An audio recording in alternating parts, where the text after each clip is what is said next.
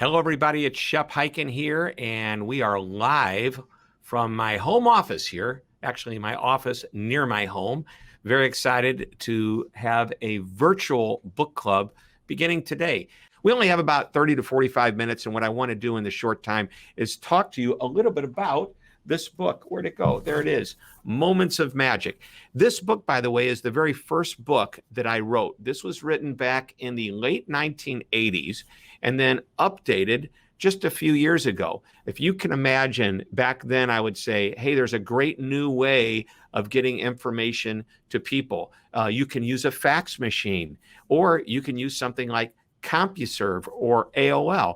And I gave them my CompuServe email address, which was like a long number at CompuServe.com. Well, obviously things have changed, so which is a really great reason to want to update everything. So let me go ahead and share with you, let's see, my slides for today. Here we go. So this is the book, Moments of Magic. And what I want to do is start off by taking about 10 minutes or so to kind of walk through the main points of the book. And then we're going to open it up for Q&A. Over to the right, there is a chat that you can leave and put information if you like, questions, comments. And I encourage you to do that, because that way I'll bring those forward. And I see we've got Robert from Dallas. Hello, Robert. And he's saying, go Stars. Well, let's hope that we have the Stars playing very soon. And what I'd love is for those Stars to play here. Let's do this. Let's have some fun. There you go. Robert saying, but I don't see, there is Robert. Go Stars. I'm hoping the Stars play the St. Louis Blues really soon. You can see I'm wearing very comfortable clothes today. We're still kind of in that quarantine environment. So anyway, thanks, Robert, for stopping by. All right, so let's get right into it. Moments of Magic. Great book, fun book. And I'm going to start off with some of the content that I've used in other quarantine sessions, book reviews, and the other trainings that we've done, just to simply get you to speed. We're just take a minute that even though you compete with your competition, they're going to compare you to the best service they've received from anyone. And that service, by the way, comes from not just the competitor, but any great business. There's a concept that I talk about in the book that I have now talked about in virtually every speech that I deliver, and every book that I've written. There's always a chapter on moments of truth. So Jan Carlson, president of Scandinavian Airlines back in the day, had this concept that anytime a customer comes into contact with any aspect of a business, they form an impression. And that impression can be good or it can be bad. And I say there's a third way. It can also be right in the middle. And the middle means it's average, it's satisfactory, it's mediocre at best. The point is, every moment of truth needs to be managed. And I call the bad ones moments of misery. I call the good ones the average ones moments of mediocrity. And the good ones, I call those moments of magic. And our goal is to create a moment of magic. And that is any interaction that you have with a customer that's at least above average. Once in a while, you're going to go over the top and blow the customer away. But overall, in and out, the goal is to create an above average experience. And it is the consistent and predictable experience over and over again that customer receives, where they're going to say things like, I love doing business with them because they're always so knowledgeable. They're always so quick to respond to me. They're always so friendly. Even when there's a problem, I know I can always count on them. So in the book, as I start to set the book up, I talk about this taxi cab driver.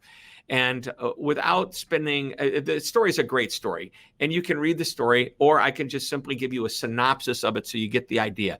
To me, an ordinary job of a taxi cab driver, day in and day out, picking people up, dropping people off. What can you do to make that better? And so this guy, Frank, and here's the short version of the story. I met him when I had to go from downtown in Dallas out to the airport. And when I first saw him, he kind of looked like a bit of a bum. And I wasn't sure. It was the hottest day of the summer. And I'm looking at this guy. He looks a little disheveled. His hair's messed up. He's got a sleeveless T-shirt on. And I'm thinking, what's the inside of his cab like? It's dirty. It's grimy. You know, the air conditioning probably doesn't work. I'm really worried that we're going to have a problem, and I'm going to be drenched in sweat and suit's wrinkled by the time I get to the airport. Little spring's going to pop through the vinyl seat, rip my pants. Anyway, all these negative things. And he says to me, get in the cab. It's nice and cool. I'll take care of your bags. And I got in the cab. There was a newspaper. There was sodas on ice. And I couldn't, and by the way, the cab was spotlessly clean, and I couldn't believe it. I had to look back to make sure the guy was still putting the bags in the back of the cab, and of course he was. And then he gets into the front seat, he picks up a dish of candy, offers me a piece of candy, and then he tells me that out to the airport, it's a flat rate, just like any other cab driver would charge. No extra charge if I'd like to take the newspaper with me, have a soda, compliments of him, have candy, et cetera, et cetera. Thinking, wow, this guy's amazing. And we get onto the highway and he starts to talk to me. And he asked me if I've ever seen the famous fountain at Las Colinas, which is what this picture is about. And I told him I'd seen a picture of it, but I've never seen it in person. And then he said, you've got to see it in person. I'm not going to charge any extra money. Just let's take an extra couple of minutes. It's right off the highway, right on the way to the airport. You're going to love it. And sure enough, that's exactly what we did. We went and saw the fountain, and there it is. It's larger than life-size statues of horses, and they're galloping across the water. And if you didn't see those buildings behind the statues, you'd think you were looking out on the prairie, and you can sense energy and motion where their hooves are hitting the water. It's splashing up. It's just absolutely beautiful. And it was a great experience, and I can go on about that. But we're back in the taxi cab, and we're on our way back to the airport. He asked me for a business card because he collects the cards of the people that he drives, and we exchanged cards. And he told me that the next time I came back to Dallas, I should call him and let him know what time, what airline, what flight number, and he would pick me up. And that's exactly what happened, because we got to the airport. It was a great experience. Gave him a huge tip. Couldn't wait to come back and do business with him again. That's a great story, because he took the ordinary job of a taxi cab driver and took it to a whole nother level. And what's really interesting is that the average taxi cab driver, when Frank started driving a cab, was, and this is many, many years ago, was making less than $20,000. But when he started adding these little extras, people started calling him to book appointments rather than him having to wait at the airport or in line at the taxi stand at a hotel. And he started to take passengers more frequently instead of sitting in line.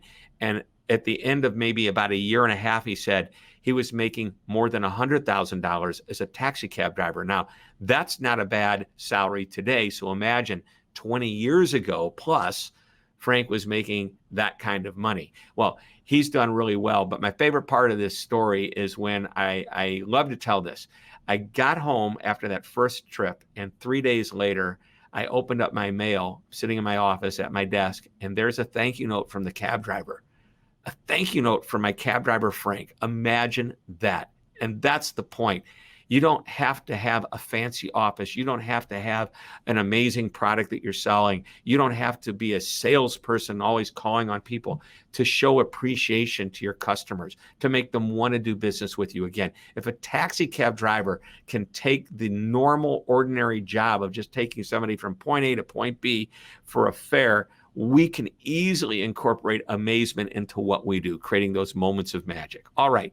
So I can go on and on about Frank. And by the way, if you have any questions, I see Robert Winston McDowell is going, I guess maybe that was my comment of to the stars. But if anybody has any questions or comments, please use the chat box to the right, and I'll answer them, and we'll keep going. All right. So let me go through very quickly the first 10 chapters. I'm going to do this in probably less than 4 or 5 minutes, because I'm going to not just speed read, but speed speech through all of this.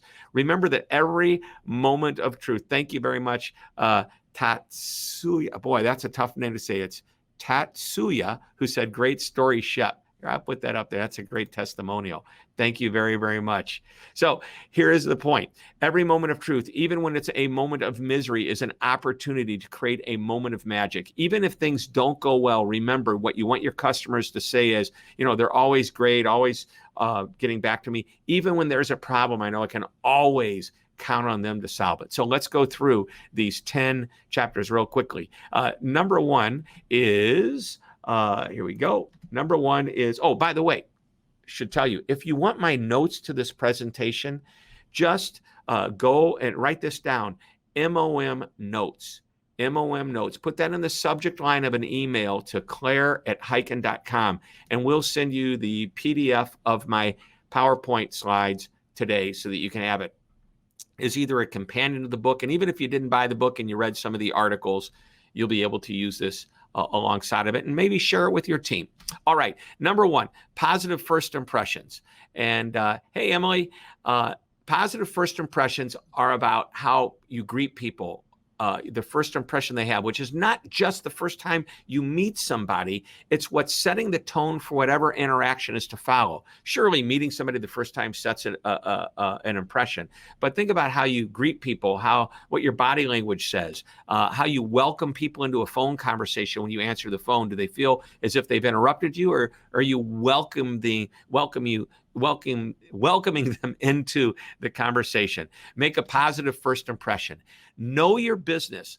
Your customers expect you to have knowledge of the business. And I'll go a step further that today, they not only expect you to know about what it is that you sell, they also expect you to know about them. So get to know them. Ask them questions about their business. If they've reached out to you before, you want to make sure that you are you have a computer program like a customer relationship management software, or if you're in a contact center, you have their history so you can talk about what they bought before, why they've called in.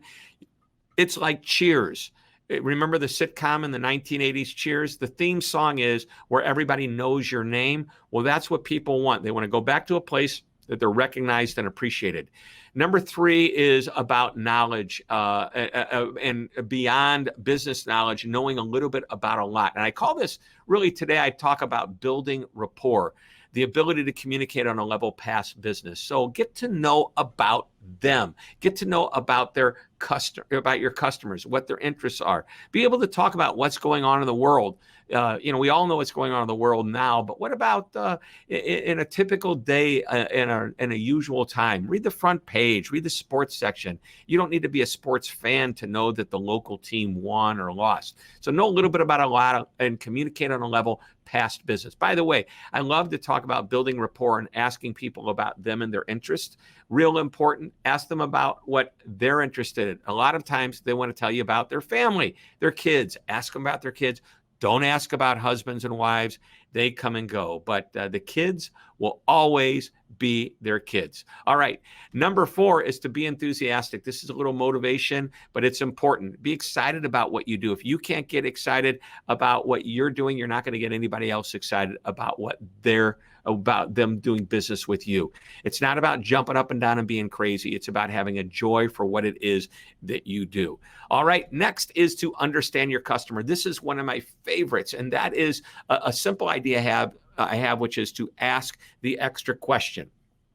The extra question is, for example, if somebody says, I need this quickly, don't just say, okay, ask, how quickly do you need it? Because then they'll tell you, can I get it in 5 minutes? Can I get it in 10 minutes? And you might say, wow, normally it takes 2 hours, but let me explain what would happen if I were able to, put everything aside and jump in there and put you ahead of everyone else. And then you explain the process and you say, I could probably get it to you within an hour. And this person's expectation changes because you ask the right question. My favorite example of this, and I'll talk about my wife because she's not in the room to defend herself. My favorite example came one night when I was driving home with her on Saturday night. It was date night. And as we're driving home, we're stopping at an intersection. And just to the left of us is Baskin and Robbins, the ice cream place. And she looks at me and she says, honey, would you like to stop and get some ice cream?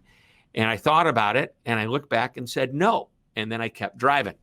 And think about it for just a moment. When she said, honey, would you like to stop and get some ice cream? She wasn't asking me if I wanted ice cream. What she was saying is she wanted ice cream. So what she should have said is, honey, I'd like ice cream. Can we please pull over? But that's not what she did. No. What she did was say, honey, would you like ice cream? And in my own little world, perhaps call it the male world, if you will, I was just thinking, very nice of her to ask. Well, that night we had no ice cream, if you know what I mean. Anyway, I digress. So understand your customer by asking the extra question. Number 6, provide quality at every turn. Now we're talking primarily about customer service, but what about your product? Customers expect that your product does what it's supposed to do, because if it doesn't do what it's supposed to do, no matter how good you are on the customer service side, they're going to go find somewhere else that sells them something that works. And by the way, if you got the best product in the world, but you don't back it up with great customer service, they're going to go find someplace that sells a comparable product and treats them better. So it really takes a combination of the two. Many years ago, I saw Professor Lou Stearns at Northwestern University, and he says it's like the formula 1 + 1. Great product, great service equals, well, it doesn't equal 2. It's an exponentially higher number. It equals 11, 12, 13, but it's much more, because the combination of those two are synergistic and they set you apart from your competition. All right, next, we have number 7, respond quickly. Oh, this is one of my favorites. You know, I was probably ahead of the game back in the 80s thinking you need to respond quickly. And my thought was, you know, how quick do you get an answer? But really today, with all the channels of communication that we have with, Twitter and Facebook, where we can leave messages. We can leave messages via email, chat, on an app. We need to respond appropriately quick. The idea behind this is, if you don't respond quickly, you're letting your customer down. And I would also add, if somebody calls you and you put them on hold for a terrible amount of time, and by the way, everybody has their own definition of how long they'll tolerate hold, but I would suggest that you always focus on a less than 1 minute time frame. And if you can't, at least use a technology such as one that will allow you to let the customer know how long their hold is going to be, or an option of having the company call back. But if your customer emails you, don't wait 3 or 4 days to get back to them. If they wanted to get their answer in 3 or 4 days, they would have waited 3 or 4 days to send you an email. But if email isn't necessarily an instantaneous experience, but it is within an hour or two. Many of my clients have the agenda of always answering any post in social media. And when I say any answer, something that requires action, something that might be a complaint or having a question, whether it be in Twitter, Facebook, any of the channels, email, always answer within 1 hour. I think that is a pretty good expectation. I might add that the positive reviews that you might get, the positive comments, they all deserve a response. However, they don't necessarily need the quick response that you have when there's a problem or a question. Number 8 is to solve the customer's problems. And somebody's asking, let me just put this up here for just a moment before we go any further. Somebody asked where they can get the notes. And again, I'll emphasize, claire@hyken.com. Just email claire@hyken.com and put in there put in there in the subject line. My assistant just gave me a note here. The subject line, MOM for Moments of Magic, notes, MOM notes. All right. Thanks, Sean. Appreciate that. Where are we here? Great. Number 8, solve their problems.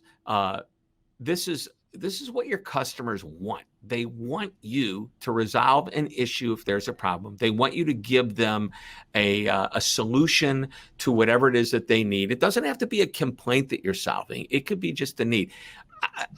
Over the years, I've taken this concept of resolving and solving problems to not just about complaints and resolution of issues, but also about becoming a partner with your customer. For example, we have Robert on here who was making comments about the Dallas Stars and all that. But, we talked about as he was doing his training, he had a bunch of part-time people he wanted to expose to some general customer service. And we sat down, we talked about knocking this out. Here's the thing. At that point, I'm not solving an issue or a complaint. What I'm doing is I'm a partner in figuring out how to help them with whatever problem they have.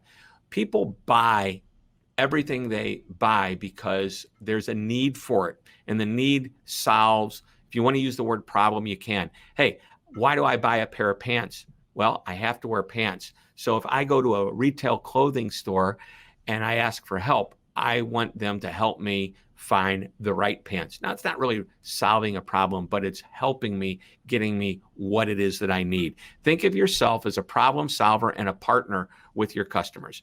Number 9, be reliable. Reliability, dependability. I've used the word now consistency instead of just reliability, because a consistent, reliable experience is really what your customers want. Those words can be almost used interchangeably.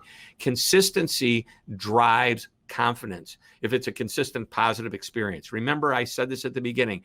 They're always friendly, always nice, always helpful. All right, number 10 is to appreciate your customer, saying thank you all of the time, over and over again, sending thank you notes like Frank the cab driver.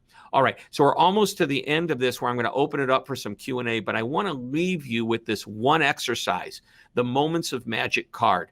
This is perhaps the number one culture-changing exercise that I have with any of my clients, and it's a number of my books. And all it is, and by the way, you don't need to use a fancy card. You can just use something as simple as an index card. And just give an index card to everybody and say, hey, everyone, over the next week, I want you to write down an example of when you created a positive experience for either an internal customer, someone you work with, or an outside customer, somebody that you do business with. Write that down, share it with your manager, or bring it to me. You know, it depends on how big your team is. And then look at these and give your people feedback, and then take some of the best examples and share them with the team. We have versions of this. We have clients doing it every single week, and they're constantly keeping the idea of customer service front of mind.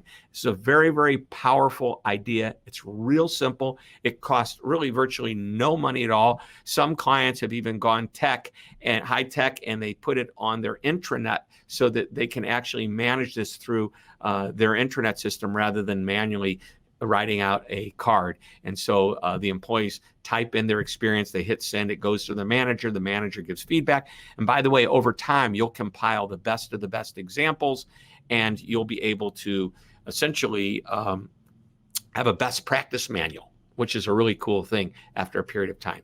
All right, so that's it for now. This, by the way, is my final slide before I open it up for Q&A. And I know I've spoken a little bit more than 10 minutes. Hope you don't mind, but this is how to reach me. You can reach me on Twitter, LinkedIn, YouTube, Facebook, et cetera, et cetera. I'm everywhere. And by the way, I have a TV show on Amazon Prime, Roku. It's called Be Amazing or Go Home. So if you go to Amazon and you type that in, it's a free show to watch if you have Prime. If for some reason you don't have Prime, you can go to beamazing.tv, beamazing.tv. And you can watch it there as well. Watch the episodes. We finished the first season up last year, and episode number 2 of the second season was just released this week on Amazon Prime. So hope you can join us there. All right, I'm going to go full screen here, and just want to say thanks, everybody. We've got plenty of time for questions and answers. Here's a question from Sean Peters. What are some other ideas to keep customer service front of mind? So I believe in the weekly meeting on every Monday, or any morning you want to do that Monday morning huddle. Take 5 minutes, maybe 10, and just say, hey, this is an example of a moment of magic that somebody had. This is an accolade that we heard from a customer. I saw an example of great service, and talk about it. Why is this good? And not only why is it good, what can we do to repeat it over and over again? So I love the idea of having an ongoing weekly meeting. By the way, if you want to take it to the extreme, take a lesson from the Ritz-Carlton. They have daily meetings before every shift with every employee where they talk about one of their gold standards. And they have 24 gold standards. At the end of 24 days, they start repeating them. By the way, repetition leads to sustainability. And they repeat these gold standards. And it doesn't matter if you're at the Ritz-Carlton in St. Louis, Missouri, where I live, or the one in downtown Cleveland, where my friend John DeJulius, who says, does St. Louis really have a hockey team? I'm just going to point out, there's my buddy John. The answer is yes, they do, and they won the Stanley Cup. But the Ritz-Carlton in downtown Cleveland is doing the same gold standard that we're doing here in St. Louis. Same in Abu Dhabi, same in Dubai, same over in France. It's always the same, and it's consistent. That's a very powerful thing to do. All right, and John, it's really good to see you. Jeslyn has a question. Hi, Shep. What are some good ways to show appreciation to your customers, especially during these unprecedented times? Great question. Here's what I would suggest. Just simply being there for your customers is a way of showing appreciation. And what I mean by being there is answering or not answering, just sending a video about, hey, I'm thinking about you. There's a great program that I love to use called BombBomb. We stay in touch with their customers this way, bombbomb.com. And you actually can send a short video from your phone or from your desktop. It sends it as an email, but it doesn't have the video in the email. You click on it and then so it doesn't bog down the email. It's phenomenal. It's a great way of saying, hey, I'm just thinking about you. I believe one of the best ways of showing appreciation is just being there for your customers. Pick up the phone, make a phone call. We're still, as of today, most of us are in what would be called lockdown or shelter at home. We're in quarantine, if you will. And I think it's important that we, during this time, keep ourselves relevant and useful. I also believe that this is a great time to pick up the phone and call customers that you haven't talked to in several years. And don't say, hey, I've been thinking about you. Be straight up about it. Say, you know what? It's been 3 years and we probably should have stayed in touch. My fault. Well, during this crazy time, I had some downtime and I was looking back at all my records of all the people I love doing business with. And I realized we haven't talked in way too long. Again, my fault, and I apologize, but I just want to pick up the phone and reconnect. I'm not selling you anything today. I'm just letting you know how much I appreciate you. That type of a call goes a long way. So thank you, Jeslyn, for asking that question. Let's see how we're doing on time. We're doing great. We have another 5 or 10 minutes. Let's see, any other questions? If you just go over to the chat bot, we can, or chat bot, the chat off the side. That's my AI thinking, artificial intelligence, the chat bot. So any other questions? I have a few other thoughts that I can share with you, but let's take a look. David Turk has a comment here, I think. He's seeing that they say 20 seconds is the average amount by which a customer starts to get irritated. Wow. Now, David, first of all, I apologize that I've taken longer than 20 seconds to notice your comment. But let me tell you what I think is important. And I know David's up in New York, and he was on our last quarantine training session. And he shared a great example from a furniture company. But David, yeah, it could take 20 seconds, and everybody has a threshold. If you want to know how long 20 seconds is, or I mentioned 60 seconds, less than a minute on hold. If you want to know how long that is, have somebody with you, take out a stopwatch and say go. And when they say go, close your eyes. And after about 20 seconds, say open your eyes and ask that person how long they thought they had their eyes closed. 9 out of 10 times they will say much longer than 20 seconds. Seemed like 30 seconds, seemed like a minute. The reality of it is 20 seconds is actually a short period of time by standards, but it could be a long period of time if we're already frustrated. I want everybody to keep this in mind, that if there's an actual problem, that the problem started before the customer contacted you. How long before? We don't know. Did they just have this problem immediately go to the phone or the email, or did they have the problem yesterday and it's been festering inside of them and they've been irritated about it and finally just had the chance to call? Keep that in mind. David, also, you had another question. Studies, nope, that is the same question. All right, sorry about that. Any other questions or comments before we move on? Because I have a few, as I mentioned, final words that I want to share with you. So just type them in, and then we'll do the wrap up. So, well, first of all, I want to thank everybody in the effort to show appreciation, as I've promised to do. I want to thank everybody that has come on and shared their comments and took the time out of their busy day to come on the program and go through this virtual session. I'll be honest, this is my first one using this technology. The technology is called StreamYard. It's pretty easy to use. I'm getting used to it.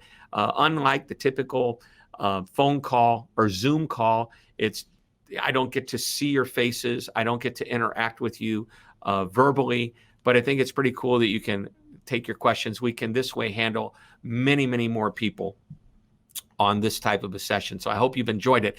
Let me wrap up by sharing a very important thought. Customer service is not a department. It's a philosophy. That's something that was actually in the book, Moments of Magic. That was mentioned. But I have since created entire programs focused on that concept. I just want you to think about this. It's not just the front line that delivers the service. Everybody has a part of it. In the book, I talk about Jan Carlson and Scandinavian Airlines, who came up with the concept moment of truth.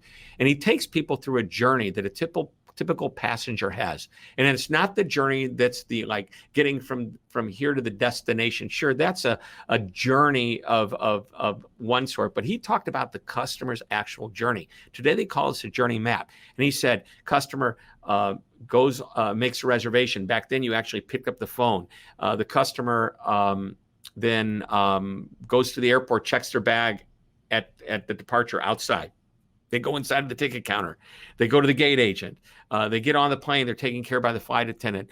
All of these are examples of touch points along the journey. So he said, manage those touch points, but keep this in mind. People behind the scenes actually impact those touch points. People behind the scenes, for example, that person down below the airport who gets the bag as the bag comes down the conveyor belt, scans the tag, puts it on the right cart goes out to the airplane. What's happening is 10 people are going to touch that bag between the time you see it at the departure area and the time you get to your destination. But none of those 10 employees of the airline will ever see your smiling face. But they need to recognize exactly what their role is, that if they don't do their job, they're going to create a moment of misery and that bag is not going to be there. Now, by the way, if you're not dealing directly with the passenger, Jan Carlson said, you're supporting somebody that is. Recognize that. So the person down below that may mishandle the baggage and get it on the wrong flight and the passenger doesn't get it, doesn't just let the passenger down. They also let their internal customer down. And who might that be? That would be that poor soul at the office in the baggage area of the destination that has to deal with the customers just that are livid that they didn't get their baggage. So the internal customer is there, the external customer is there, and you need to recognize that everybody, no matter who they are within an organization, has some impact. So that's what I want to leave you with. I see there's 2 more questions, and I'm asked to scroll down. Let's see. Let's go to, I see Robert Winston McDowell is finishing The Cult this week. Let's see.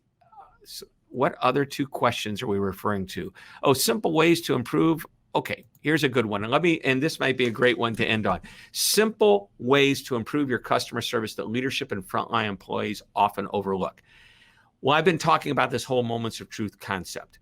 Let's do this. Let's remind everybody, number one, that they have a responsibility to take care of the customer. Even if they're behind the scenes, what they do impacts them. If you're in a warehouse and you don't properly pack the box with whatever merchandise the customer ordered, when the customer receives it and opens it up and something's missing or something's damaged, hey, that's a major touch point.